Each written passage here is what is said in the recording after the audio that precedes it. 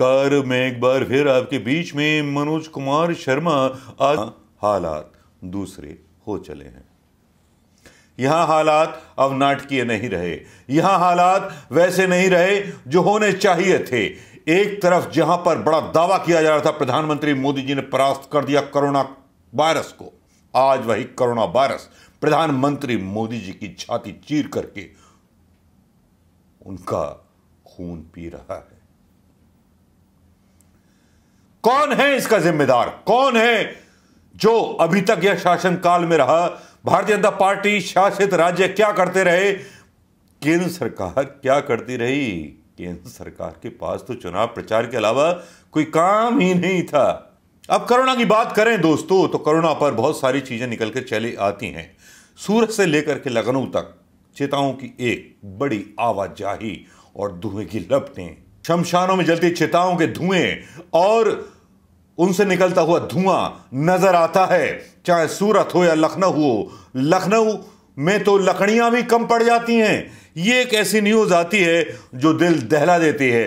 लेकिन मुख्यमंत्री योगी जी कहां हैं? प्रधानमंत्री मोदी जी कहां हैं? वो तो बंगाल चुनाव प्रचार में व्यस्त हैं। इनका दोहरा चेहरा भी देखने को मिलता है। जब बंगाल में जाते हैं तो माताओं और बहनों से बोलते हैं कि भाई आपका आशीर्वाद मिल गया, बहुत बहुत मेहरबानी।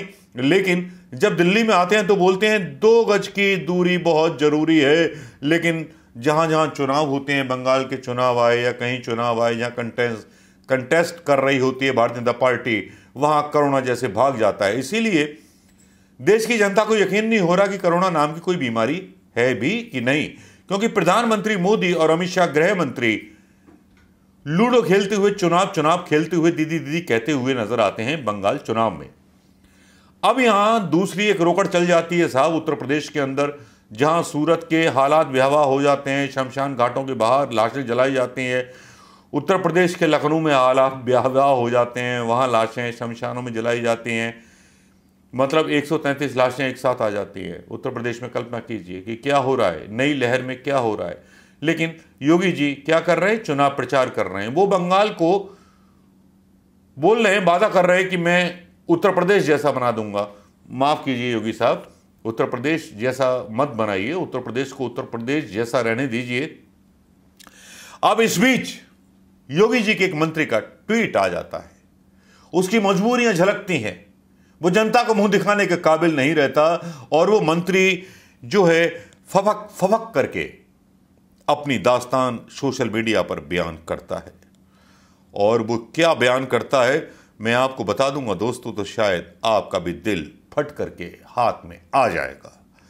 जी हां, वो मंत्री होते हैं जो स्वास्थ्य मंत्री, कानून मंत्री होते हैं ब्रजेश पटेल, जो कहते हैं कि साहब मैंने इतने पत्र लिख दिए, सब कुछ लिख दिया, लेकिन उसका जवाब कुछ नहीं आया। समय से इलाज ना मिलने से मौत हुई। पाठक बोलते हैं लोगों को हम इलाज नहीं दे पा रहे, सीएमओ ऑफिस से काम नहीं होता है, निजी लैब में कोविड जांच नहीं हो रही, कोविड अस्पतालों में बेड की संख्या कम है। अब ये हाल है, जब एक मंत्री को ये बात बोलनी पड़ती है तो इससे साफ पता चल जाता है कि मंत्रियों की इज्जत क्या है। अब यहां पर एक लेटर भी उनका जारी होता है जिसमें वो कहते हैं और दावे करते हैं ब्रजेश पाठक कि साहब वाराणसी में मरीजों को बेड उपलब्ध नहीं है, जो कि प्रधानमंत्री मोदी जी का ही संसदीय क्षेत्र है। और मनमाने अधिकारी कानून मंत्री की बात नहीं सुनते हैं। कानून मंत्री के बारे में कानून मंत्री ने जो बोला मैं आपको पढ़ के सुनाना चाहूंगा। यूपी के मनमाने अधिकारी कानून मंत्री की भी नहीं सुनते बात। कोरोना पर ब्रजेश पाठक के पत्र ने मचाई खलबली, भाजपा में लग गई आग। उत्तर प्रदेश की योगी सरकार पर हमेशा से अधिकारियों को अत्यधिक छूट देने के आरोप लगाए जाते रहे हैं, जिसका नतीजा यह रहा कि आम जन से लेकर के खास तक इन अधिकारियों की कार्यशैली और मनमानी से पीड़ित है। ब्रजेश पाठक के लेटर जो है आजकल वायरल हो रहा है। कुछ लोग ये दावा कर रहे हैं सोशल मीडिया पर कि अभी ये लेटर वायरल हो रहा है, लेकिन बाद में इसको गलत साबित कर दिया जाएगा। किया भी जा सकता है, मोदी हैं तो मुमकिन है। उत्तर प्रदेश की योगी सरकार पर हमेशा से आरोप लगते रहे, उदाहरण कई बार सामने आए, लेकिन इस बार हद हो गई। एक ऐसा मामला है जिसे सुनकर आप दंग हो जाएंगे। एक ऐसे पद्मश्री की मृत्यु हो गई, जिसका नाम योगेश प्रवीण था, जिसको एम्बुलेंस नहीं मिली, पत्र लिखा, पाठक ने फोन किए, स्वास्थ्य मंत्री ने खुद, और पद्मश्री गुजर गए। क्या ये न्यूज गोदी मीडिया ने दिखाई? गोदी मीडिया ने ये समाचार आपको नहीं पहुंचाया होगा। अगर ये समाचार पहुंचा दिया होता तो भाई बात ही कुछ और थी, क्योंकि ये समाचार पहुंचाते तो आका की बेइज्जती हो जाती और अपने बाबा जी की भी बेइज्जती हो जाती, क्योंकि बाबा जी तो चुनाव प्रचार में मस्त हैं। और कानून मंत्री ने लेटर लिखा था, कानून मंत्री का लेटर मैं यहां डाल रहा हूं, आप भी पढ़ लीजिएगा। पढ़ने के बाद फिर आप सच्चाई को तोलिएगा कि किस तरह से 133 शव एक रात में लखनऊ में आ जाते हैं और प्रधानमंत्री मोदी जी हिंदुस्तान के विकास की बात बंगाल में जाकर के करते रहते हैं, जैसे कि उन्होंने सिलेंडर सस्ता कर दिया हो। मुझे समझ में नहीं आता कि किस आधार पर प्रधानमंत्री मोदी जी और भारतीय जनता पार्टी वेस्ट बंगाल में वोट मांगने पहुंच गई है, जबकि ईंधन के रेट इतने हाई कर दिए, सारे कुछ कर दिए। इसका मतलब कुछ कॉन्फिडेंस है, ईवीएम पर होगा या किसी पर होगा, कुछ तो कॉन्फिडेंस होगा। इसीलिए प्रधानमंत्री मोदी जी, अमित शाह, पूरी मशीनरी बंगाल चुनाव में लगी हुई है और उत्तर प्रदेश को छोड़ दिया है राम सहारे। जहां एक तरफ योगी जी दावा करते बंगाल में जाकर के हम अपराध मुक्त कर देंगे, ये कर देंगे, वो कर देंगे, लेकिन यहां तो यूपी के लेने देने पड़ गए।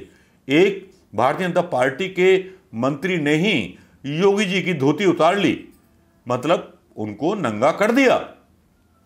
अब भाई इसमें क्या कहें, अभी आपस की बात है, ये निपट लें। विपक्ष तो चुपचाप राय दे सकता है और कुछ नहीं कर सकता, लेकिन मौतों के आंकड़े भयावह तरीके से बढ़ रहे हैं और उत्तर प्रदेश इसका सेकंड टारगेट होगा। महाराष्ट्र के बाद अगर कोरोना के मरीज बढ़ेंगे तो वो उत्तर प्रदेश में बढ़ेंगे। दोस्तों याद रखिएगा। नमस्कार, जय हिंद। याद रखिएगा, पीड़ा ब्रजेश पाठक जो भारतीय जनता पार्टी के ही हैं, उन पर कार्रवाई भी हो सकती है, उन पर जांच भी बिठाई जा सकती है, क्योंकि एक डीएम पर भी जांच बैठा दी थी।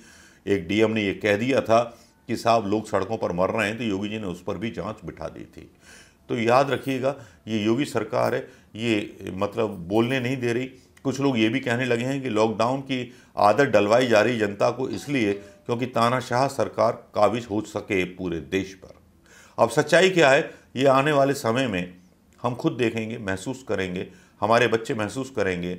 जिनकी पढ़ाई लिखाई सब चौपट हो चुकी है, वो बच्चे महसूस करेंगे जो बेरोजगार हो चुके हैं। दोस्तों नमस्कार, जय हिंद। कैसा लगा ये वीडियो बताइएगा जरूर। लोग